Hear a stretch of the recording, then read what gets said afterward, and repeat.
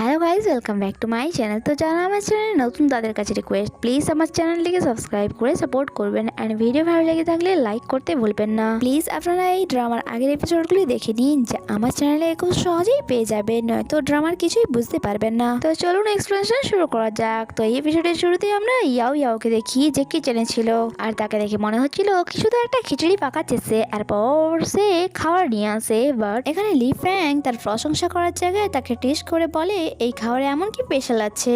গুসেন্সি খাওয়ার জন্য মেয়েটিকে ভিনেগার নিয়ে আসতে বলে।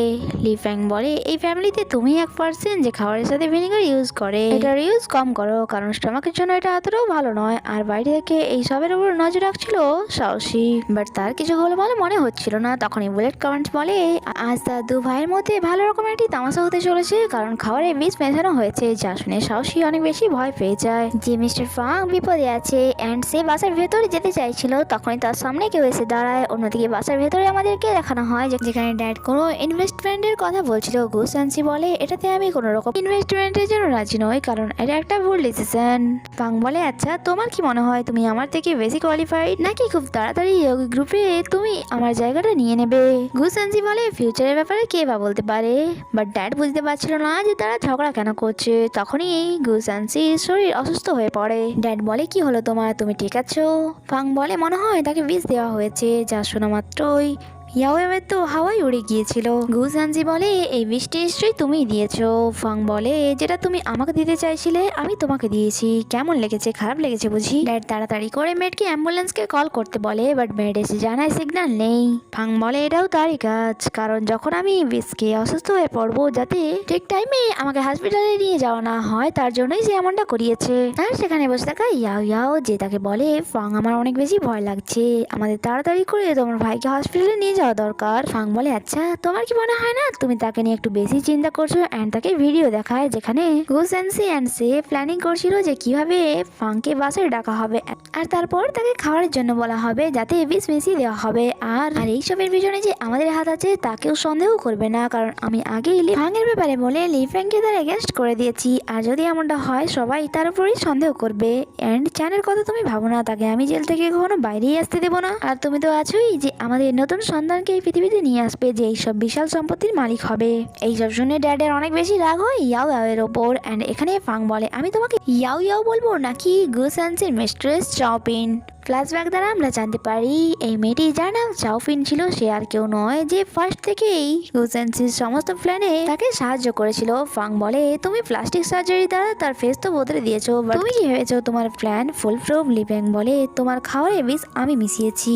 গুসেন্সি বলে বাট তুমি এমনটা কেন করলে? ফাং বলে কারণ একদিন আগে আমি এই ভিডিওটি তোমার ওয়াইফকে পাঠিয়ে দিয়েছিলাম। লিপ্যাং বলে আমাদের বিয়ে এত বছর হয়ে গেল, তাই আমি ভালো করে জানি তুমি তোমার ইম্পর্টেন্ট জিনিস কোথায় রাখো। অ্যান্ড কাল রাতেই আমি ওই বিষের বটলটা বদলে দিয়েছিলাম, অ্যান্ড বিষ ফাং এর খাবারে নয় বরং তোমার ভিনেগারের বটলে ছিল।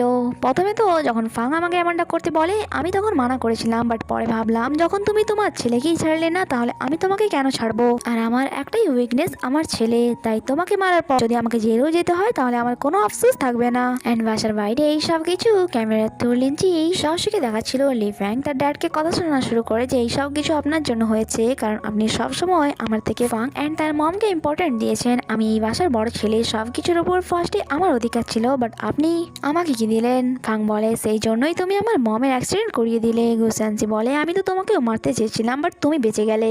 আর বাইরে দাঁড়িয়ে থাকার সাহসীও এইসব কিছু দেখে নেয়। লিঞ্চি বলে ইয়াং মাস্টারের কাছে এত মাইন্ড থাকা সত্ত্বেও তাকে নিয়ে তোমার এত কেন চিন্তা হচ্ছিল? লিঞ্চি তাকে জিজ্ঞাসা করে মিস সাউসি আপনি এই ভিডিওটি বসকে সেন্ড করেছিলেন তাই না? তাহলে আপনি এখানে দাঁড়িয়ে থেকে ওনার এক্সপ্রেশন শুনে কেন নিচ্ছেন না? ফ্ল্যাশব্যাক দ্বারা আমরা জানতে পারি যেখানে লিঞ্চি ফাংকে এসে জানায় চাওফিনের একটি ভিডিও রিসিভ হয়েছে, তাও আবার একটি আননোন নাম্বার থেকে। প্রেজেন্ট টাইমে সাউসি তাকে বলে এখানে দাঁড়িয়ে থেকে আমার কোনো লাভ নেই, অ্যান্ড প্লিজ আমি যে এখানে এসেছিলাম এটা তাকে বলো না। অ্যান্ড যাওয়ার আগে সে একবার ফাংয়ের বাসার দিকে দেখে, অ্যান্ড তার সাথে কাটানো সমস্ত পুরনো স্মৃতি তার মনে পড়ছিল যে প্রত্যেকবার সে তার হেল্প করেছে তাকে। ভালোবাসা ফিল করিয়েছে। তারপর সেটাও হবে যখন ফাং তার মন ভেঙে গিয়েছিল, যা তার জন্য অনেক বেশি কষ্টের ছিল, আর সে এখন ফাংকে কোনো রকম মাফ করতে চাইছিল না। এরপর সে সেখান থেকে চলে যাচ্ছিল, তখনই ওই মিস্টিরিয়াস পার্সনের সাথে তার দেখা হয়, যার ব্যাপারে ফাং তাকে বলেছিল যে কত বছর ধরে সে তাকে খুঁজে যাচ্ছে, কারণ তার মমের অ্যাক্সিডেন্ট ওই পার্সনটি নিজের চোখে দেখেছিল। অ্যান্ড প্রেজেন্ট টাইমে সাহসী ওই পার্সনকে আওয়াজ দিয়ে বলে, তুমি সেই না যে গুস অ্যান্সির জন্য অনেক খারাপ কাজ করেছো? কোনো ব্যাপার নয়, আমি পুলিশকে ইনফর্ম করে দিয়েছি, কিছুক্ষণের মধ্যেই ওনারা চলে আসবেন। যা শুনে ওই পার্সনটি দৌড়ানো শুরু করে দেয়, আর সাহসী বুঝে যায় যে এটা ওই পার্সন, তাই ফাংকে নিয়ে তাকে ফলো করে। কিছু দূর যাওয়ার পর ভিড়ের মধ্যে ওই পার্সনটি হারিয়ে যায়। তখনই বুলেট কমেন্ট সাহসীকে বলে, ওই পার্সনটি এখানেই আছে, তুমি তোমার নোজ ইউজ করো, কারণ সে যে পারফিউমটি লাগিয়েছে তা তুমি ভালো করে স্মেল করতে পারবে। আর সাহসীও ঠিক এমনটাই করে, আর সে ওই পার্সনকে দেখতেও পেয়ে যায় যে তার মাস্ক অ্যান্ড কোট খুলে দিয়েছিল যাতে তারা তাকে চিনতে না পারে। এরপর তারা তাকে শক দিয়ে অজ্ঞান করে নিজেদের সাথে নিয়ে যায়। সাহসী বলে এবার এই পার্সনকে পুলিশের হাতে তুলে দিয়ে সে তার ভাইকে শাস্তি দিতে পারবে। এরপর যখন সে ফিরছিল সেখানে তার ফাংয়ের সাথে দেখা হয়, এন্ড তাকে সে কংগ্রাচুলেশন জানায় যে ফাইনালি তোমার বদলা পূরণ হলো। ফাং তাকে এক্সপ্লেনেশন দেওয়ার চেষ্টা করে, বাট সাহসী তো কোনো রকম এক্সপ্লেনেশন শোনার মোড়েই ছিল না। আর এখানে এই এপিসোডটি শেষ হয়। আগে কি হয় তা জানতে স্টে কানেক্টেড। Bye bye.